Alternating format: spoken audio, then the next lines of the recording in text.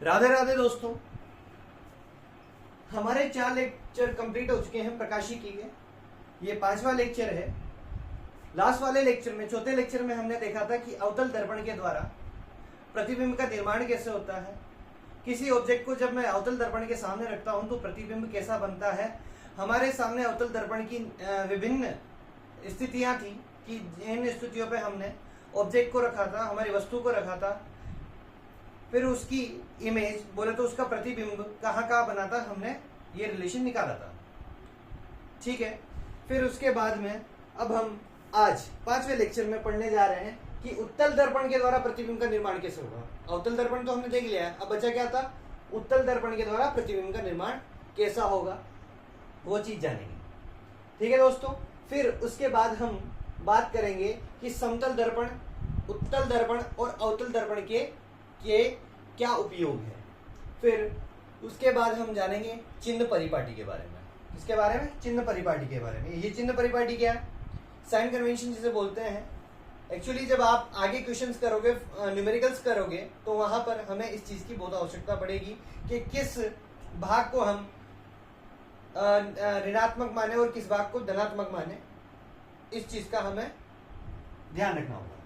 तो अभी हम पढ़ने वाले हैं कि उत्तल दर्पण के द्वारा प्रतिबिंब का निर्माण कैसे होगा। उत्तल दर्पण हम जानते हैं कैसा होता है। उत्तल आपने पढ़ लिया था।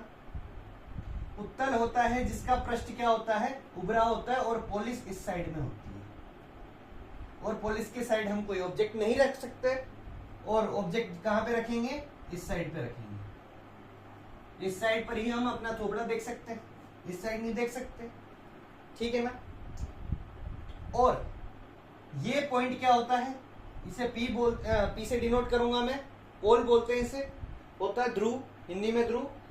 अब मुझे एक चीज बताइए आप, इसका, इस दर्पण का सेंटर ऑफ कर्वेचर और फोकस किस साइड आएगा, इस साइड आएगा या इस साइड आएगा, बताइए जी दोस्तों। सेंटर ऑफ कर्वेचर इधर की साइड आएगा और फोकस भी इधर की साइड आएगा, क्योंकि अपन को पता है फोकस कहाँ होता है, सेंटर ऑफ कर्वेचर और पोल, ध्रुव के बीच में। सेंटर ऑफ कर्वेचर इधर क्यों आया, क्योंकि ये सेंटर उसका ये सी बोले तो सेंटर उस गोले का सेंटर है जिस गोले से ये वाला उत्तल दर्पण काट के बनाया था। तो इसका जो पूरा गोला अगर मैं बनाता हूं, मैं काल्पनिक गोला एक बना देता हूं, तो उसका सेंटर कहीं ना कहीं यहाँ पे आएगा, इधर तो आएगा नहीं क्योंकि गोला इधर बन नहीं रहा, बनेगा इधर तो सेंटर इधर आएगा और सेंटर और पी के बीच में ही फोकस होगा। ठीक है दोस्तों, ये तो हमें पता चल गया। अब चूंकि हम अपना ऑब्जेक्ट इस साइड नहीं रख सकते, इस साइड रखना पड़ेगा। ठीक है ना, इधर तो पॉलिश है, थोड़ा इधर रखना पड़ेगा तभी तो दिखेगा। तो ऑब्जेक्ट रखने के इधर चांसेस है। अवतल दर्पण में तो क्या होता था, ऑब्जेक्ट आप इन्फिनिटी पे रखो, फिर इन्फिनिटी के बाद में यहाँ पे रखो, फिर सी पे रखो, फिर इसके बीच में रखो, फिर एफ पे रखो, फिर यहाँ पे रखो। इतनी सारी स्थितियां मिल जाती थी। लेकिन भाई साहब, इसमें कौन सी स्थिति निकालू, इसमें 2 ही हो सकती है, या तो अनंत ले लो भाई साहब, या फिर आप ले लो बीच की कोई स्थिति। क्या ले लो, बीच की कोई स्थिति है। ठीक है, अब हम शुरुआत करेंगे कहां से, अनंत से। सबसे पहला केस होगा, अगर मैंने मेरा ऑब्जेक्ट उत्तल दर्पण के सामने कहीं अनंत पर हो तो इमेज कैसी बनेगी, देखते हैं। मान लीजिए अनंत पर कोई ऑब्जेक्ट है, बहुत ही बड़ा ऑब्जेक्ट है।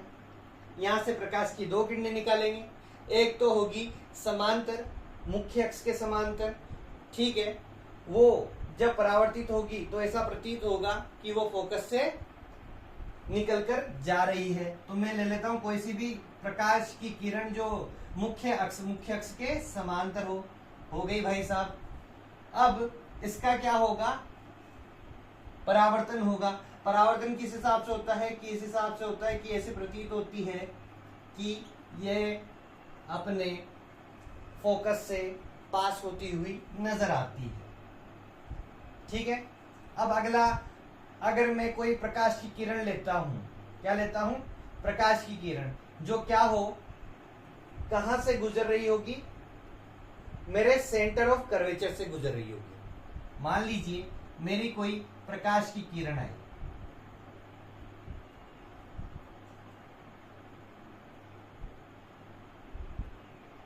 अगर सेंटर ऑफ कर्वेचर से गुजरती हुई प्रतीत हो रही है तो ये वापस रिट्रेस हो जाएगी, उसी पाथ पर वापस लौट जाएगी।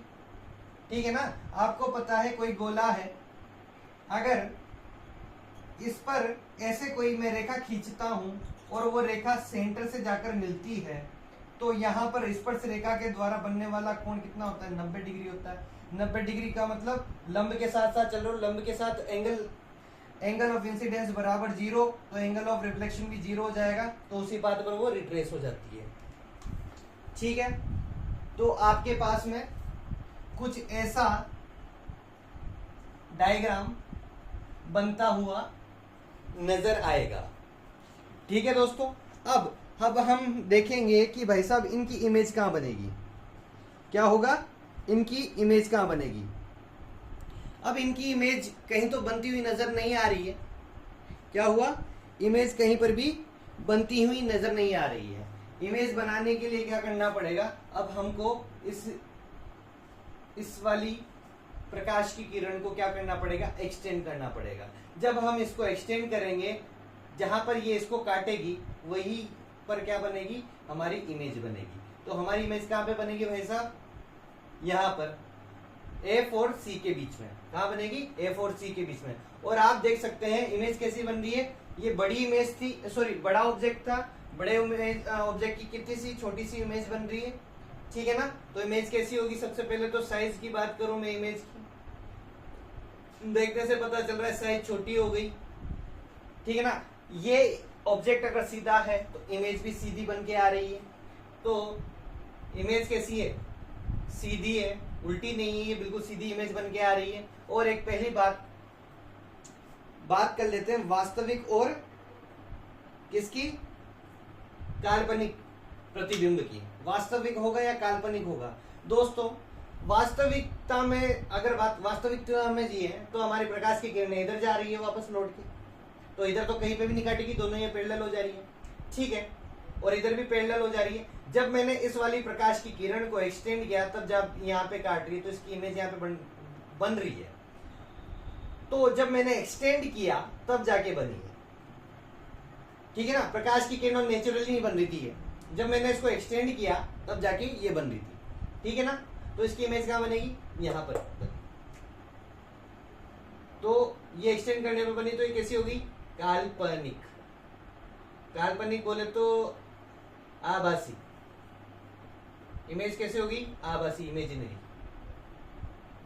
ठीक है। अब साइड छोटी हो गई, सीधी हो गई, आभासी हो गई, और इसका मैग्निफिकेशन होगा, छोटी हो गई तो लेस देन 1 होगा। ठीक है दोस्तों। और कहां से कहां पे बन रही है, F और C के बीच में बन रही है। तो ये हमारा उत्तल दर्पण के द्वारा यदि मैं अपने बिंब को इंफिनिटी पे रखता हूं, अनंत पे रखता हूं, तो ऐसी इमेज बनेगी। ठीक है।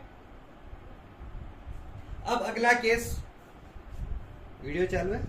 अगला केस है कि मैं अपने ऑब्जेक्ट को कहां रखूंगा। अब अपने ऑब्जेक्ट को रखने का एक ही स्थान बचा हुआ है, अनंत हो गया। अनंत के बाद थोड़ा सा आगे आ जाओ कि अनंत और P के बीच में रख लो इस ऑब्जेक्ट को। ठीक है ना। उसमें आपके पास कैसी इमेज बनेगी वो देखना।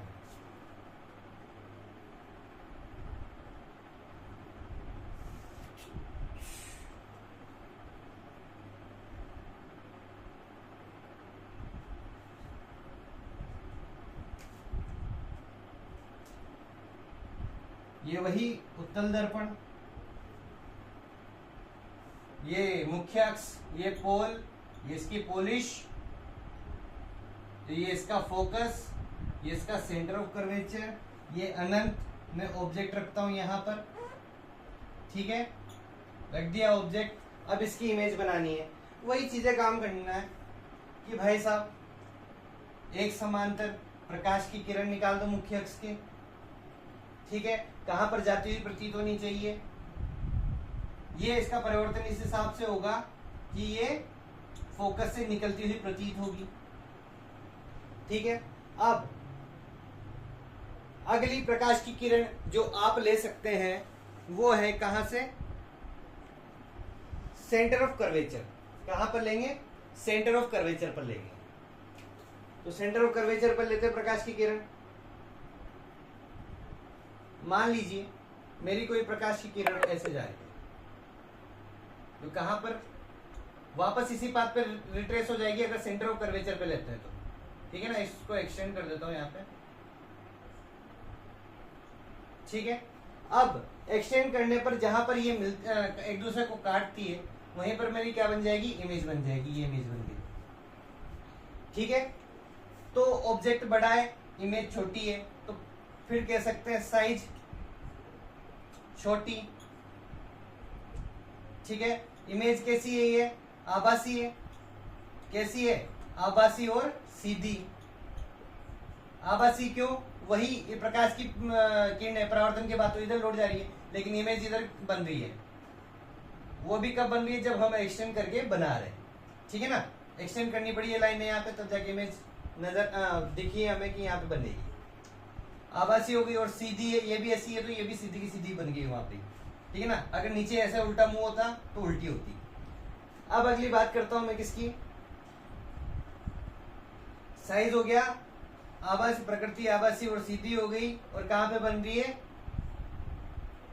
पी और एफ के बीच में, पोल और फोकस के बीच में। एम का मान क्या होगा, बड़ी थी इमेज अब छोटी हो गई, एम का मान लेस देन 1। आपको पता है एम बराबर 1 होने पर सेम साइज बनेगी, एम बराबर लेस देन 1 होने पर छोटी साइज बनेगी, एम इज ग्रेटर देन 1 होने पर बड़ी साइज बनेगी। तो यहाँ पर एम इज लेस देन 1 है तो छोटी साइज बनेगी। ठीक है, तो दोस्तों ये उत्तल दर्पण के दो ही अपने पास सिचुएशंस थी उत्तल दर्पण की, एक तो इन्फिनिटी वाली और इन्फिनिटी पी के बीच में वाली। तो इनकी इमेज हमारी बन चुकी है। अब बात करते हैं समतल दर्पण, उत्तल दर्पण और अवतल दर्पणों के इस्तेमाल, उपयोग, क्या यूज है इनके।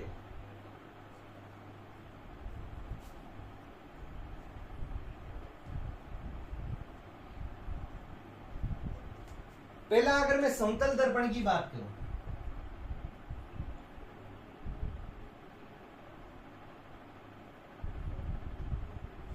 नाम चेंज, टॉपिक चेंज।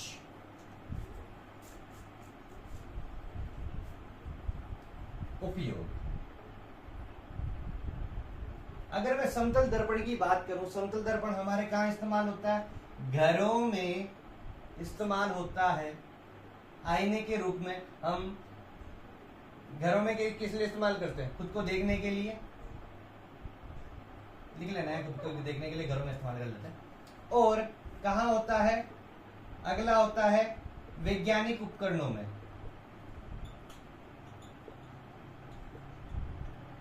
समतल दर्पण का इस्तेमाल होता है। अगला कहां इस्तेमाल होता है, अगला होता है इसका प्रकाश का पथ मोड़ने के लिए या परिवर्तित करने के लिए।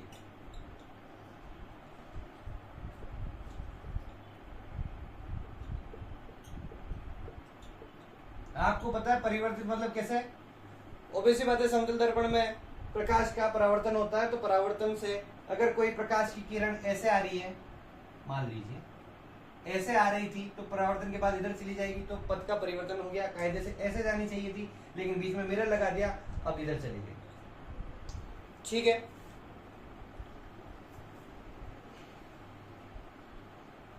वैज्ञानिक उपकरणों में, वैज्ञानिक उपकरण जैसे कुछ डिवाइसेस होते हैं, ऐसे करके आपको बताऊं, पनडुब्बी टाइप में ऊंचाई पे देखने के लिए।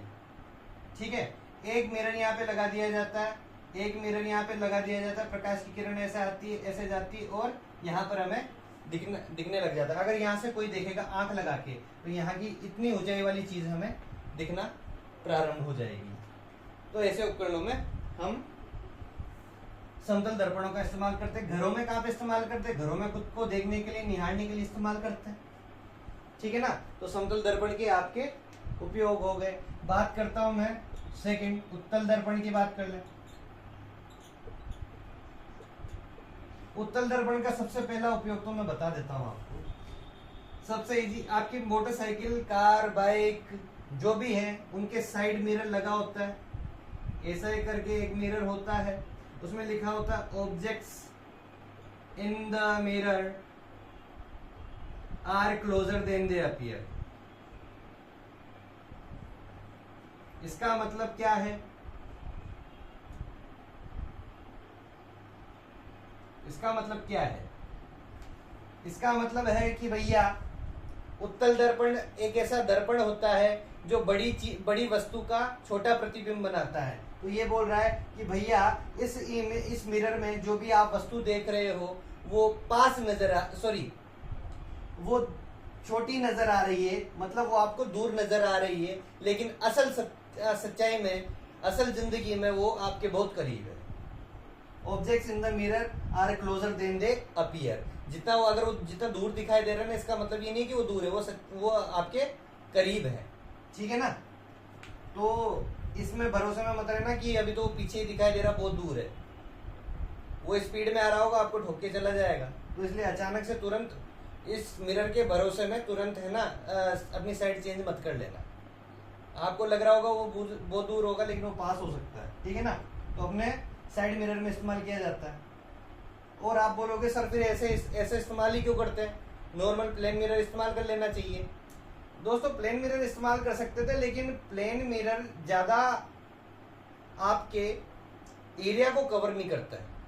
प्लेन मिरर एक पर्टिकुलर एरिया को, अपने से दुगने एरिया को ही कवर कर सकता है। लेकिन क्या होता है, जो आपका उत्तल दर्पण है, उत्तल दर्पण ज्यादा एरिया कवर कर पाता है। देखने का जो एरिया होता है उसको ज्यादा कवर कर पाता है, और इस वाले मिरर में हम ज्यादा वस्तुएं देख पाते हैं और ज्यादा एरिया देख पाते हैं कि कहां से कहां तक गाड़ियां हैं पीछे। ठीक है ना? तो हम ज्यादा एरिया के लिए उत्तल दर्पण का इस्तेमाल करते हैं विद वार्निंग कि objects in the mirror are closer than they appear. ठीक है ना? ज्यादा एरिया के लिए, व्यू एरिया। अगला सजावट के लिए इस्तेमाल कर लेते हैं। काय के लिए इस्तेमाल कर लेते हैं? सजावट के लिए इस्तेमाल कर लेते हैं। ऐसे छोटे छोटे मिरर लगा दो, उसमें क्या है, सब चीजें ना छोटी छोटी नजर आती है। ऐसे लगा देते हैं, कई कई एयरपोर्ट वगैरह इनमें लगता हुआ दिखाई देता है। और कई बार आपको सड़क के किनारे,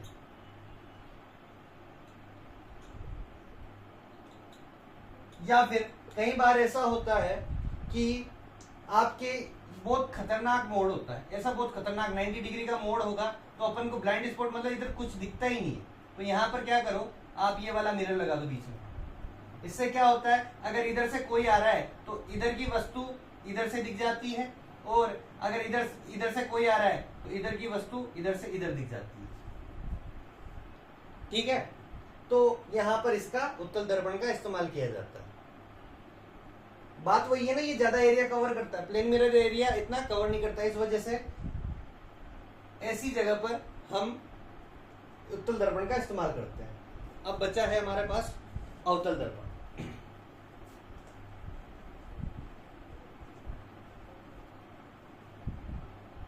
हाँ, उत्तल दर्पण का एक इस्तेमाल और कर सकते हैं कि उत्तल दर्पण प्रकाश को फैलाने के काम आता है। प्रकाश को फैलाने में इस्तेमाल किया जा सकता है। क्या होता है, आपका ये उत्तल दर्पण है, आपका कोई प्रकाश की किरण आ रही है, समांतर ले लो, तो ये क्या करेगा, उन प्रकाश की किरणों को फैला देता है। क्या करता है, प्रकाश की किरणों को चारों दिशाओं में फैला देता है, फैलाने का काम करता है। क्यों? क्योंकि जो ये प्रकाश की किरणें जो समांतर आ रही थी वो कहां पर मिलती हुई प्रतीत होगी, फोकस पे। ठीक है ना? तो फोकस पे प्रतीत होते हुए मिलती हुई प्रतीत होगी, तो वो जाती हुई भी उसके हिसाब से नजर आएगी। ठीक है ना? तो हमारे इसका परावर्तन इस हिसाब से होता है कि ये चारों तरफ फैलती हुई नजर आती है। तो उत्तल दर्पण को यहां पर भी इस्तेमाल करते हैं। अब अवतल दर्पण, अवतल दर्पण का ज्यादातर काम हमने देखा है कि अगर मैं सेंटर ऑफ कर्वेचर से आगे वाली पोजीशन पे रखूं तो वो हमेशा क्या करता है, प्रकाश की किरणों को, ऑब्जेक्ट को क्या करता है, बड़ा करके दिखाता है। क्या करता है, बड़ा करके दिखाते हैं। अगर आपको याद है तो, याद है तो पूरा दोबारा आप लेक्चर नंबर 4 देख लेना। ये हमारा अवतल दर्पण, ये पोजीशन F, ये पोजीशन C पर हमारी कोई भी जो ऑब्जेक्ट होता है उसकी इमेज यहाँ पर ही बनती है, ठीक है, उल्टी बनती है आगे, ठीक है ना, और सेम साइज की बनती है। कैसी बनती है? सेम साइज की बनती है। तो दोस्तों इसके बाद यहाँ पे पोजीशन होती है, यहाँ पे पोजीशन होती है। तो जैसे जैसे आगे बढ़ते जाते हैं तो हमारी जो इमेज है वो बड़ी होती जाती है। क्या होती जाती है? बड़ी होती जाती है। अब बड़े होने से क्या फायदा है कि यहाँ पर जो भी वस्तु रखी होगी उसका बड़ा प्रतिबिंब हमें दिखाई देगा। कैसा दिखाई देगा? बड़ा प्रतिबिंब दिखाई देगा। बड़े प्रतिबिंब से क्या फायदा है मैं बताता हूं। सबसे पहला फायदा, कोई भी छोटी वस्तु होगी, सबसे ज्यादा काम आता है ये डेंटिस्ट के, जो दांतों के डॉक्टर होते हैं, डेंटिस्ट के काम आता है, ठीक है। डेंटिस्ट के काम आता है। दांतों के डॉक्टर के कुछ ऐसे उपकरण होते हैं, देखो ये आपके मुंह में अंदर बैठता है, यहाँ पर मिरर लगा रहता है। अब इससे क्या, आप डॉक्टर तो आपके मुंह में घुस नहीं सकता, तो उसको कुछ ऐसा औजार चाहिए होता है।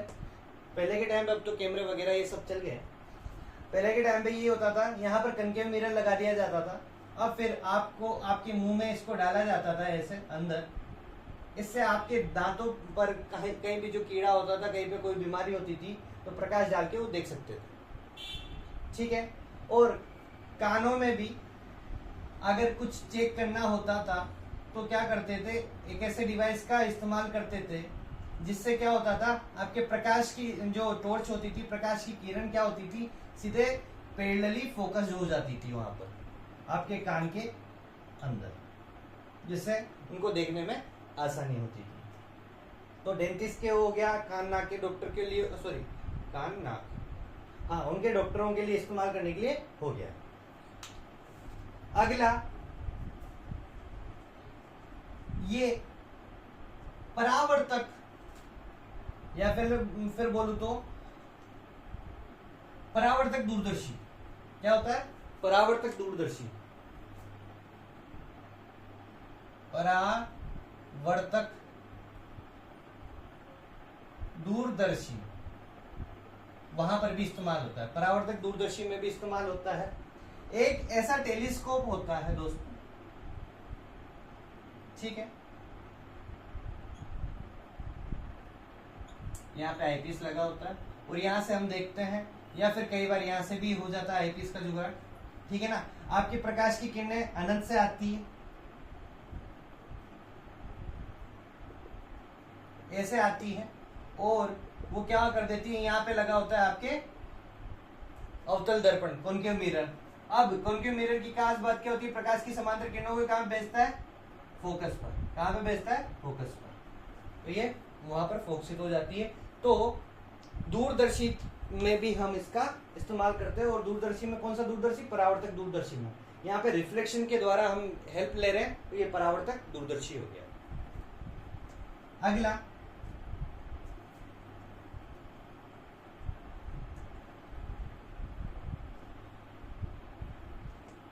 प्रकाश की लाइट को फोकसित करने में, फोकस पर डालने में प्रकाश को फोकसित भी बोल देते हैं, फोकसित, या फिर फोकसित से बेटर जो हिंदी वर्ड है, केंद्रित करने के लिए, केंद्रित करने के लिए। दोस्तों इसमें क्या होता है, कॉनकेव मिरर लिया, अगर मान लो आपने इसके फोकस पे कोई प्रकाश का सोर्स रख दिया, स्रोत रख दिया, यहाँ से प्रकाश निकलेगा चारों दिशाओं में, ऐसे जाएगा, ऐसे जाएगा, ऐसे जाएगा। अब इसका क्या होगा? परावर्तन होगा। आपको पता है फोकस से कोई भी प्रकाश की किरण निकलती हो तो क्या हो जाती है? मुख्य अक्ष के समांतर हो जाती है। तो ये मुख्य अक्ष के क्या हो जाएगी? समांतर हो जाएगी। और समांतर प्रकाश की किरणें क्या हो जाएगी? एक वस्तु पर फोकसित हो जाएगी। या बोले तो केंद्रित हो जाएगी एक बिंदु पर। ये मुख्य अक्ष यहाँ पे जाएगा, ठीक है। तो ये उपयोग थे हमारे अवतल दर्पण के, किसके? अवतल दर्पण। ठीक है दोस्तों, आई थिंक चिन्ह परिपाटी को नेक्स्ट लेक्चर में कवर करता हूँ, ठीक है ना। ये इतना काफी हो गया अभी मेरे हिसाब से। चिन्ह परिपाटी को नेक्स्ट लेक्चर में कंप्लीट कर लेता हूँ। Thank you. कुछ कमी हो और आपको लगे कि कुछ सुधारना हो तो आप मेरे को कमेंट करके बता सकते हैं, और अच्छा भी लगे तो वो भी बता सकते हैं। Thank you.